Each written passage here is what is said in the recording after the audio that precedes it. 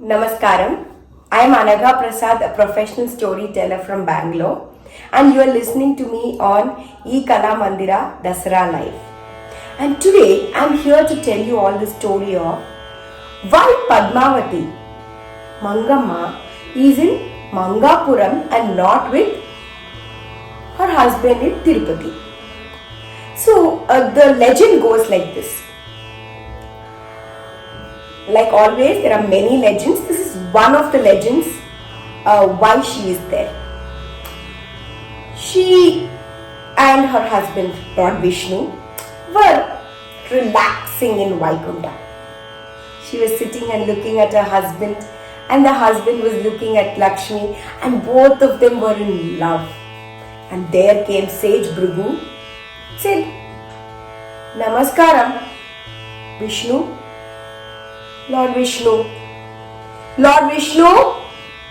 There was no reply from Lord Vishnu or Lakshmi. They didn't even look at the sage and they were mesmerized in their love.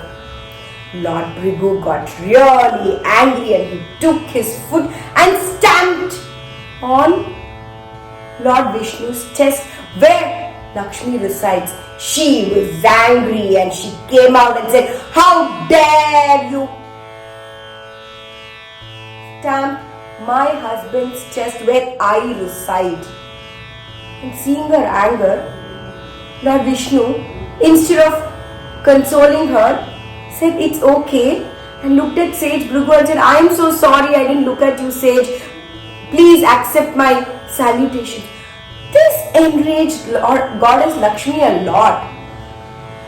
He insulted me, he insulted you, and you're supporting him instead of consoling me. Saying this, she said, "I'm leaving you." And she came to Bhuloka, Patalaloka. And once Lakshmi is gone from Vaikunta, there is darkness, and Lord Vishnu is grief-stricken, doesn't know what to do. And here in Patalaloka, she starts to meditate.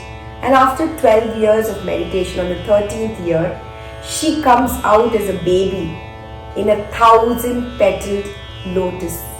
And she is taken by King Akshara, who is the king in Mangapuram. Because she was got in a 1,000-petaled lotus, she is named Padmavati. And Lord Vishnu is so sad that he comes down and sits on the 7 hills in Tirupati and starts to meditate.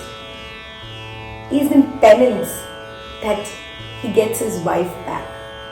Padmavati grows up, and one day as she is strolling, sees him meditating and instantly falls in love. They decide to get married, but her dad is not very happy. For her father says, "He is after all a forest dweller who is doing penance in those forests. How can I give my beautiful, my worthy daughter in marriage to him?" Like all fathers, isn't it? They never ever find anybody worthy of their daughter.